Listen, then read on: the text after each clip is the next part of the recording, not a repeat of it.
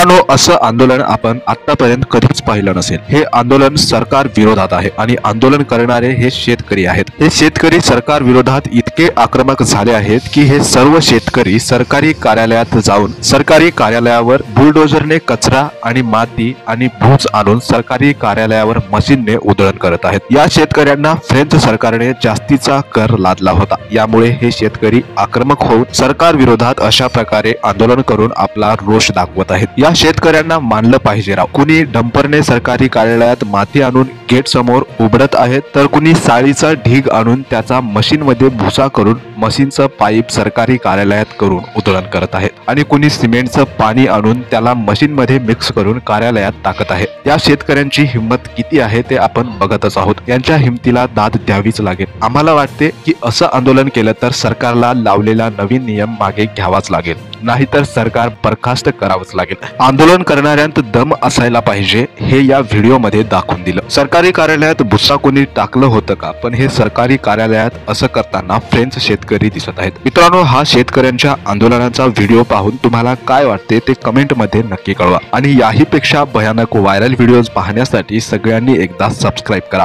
धन्यवाद।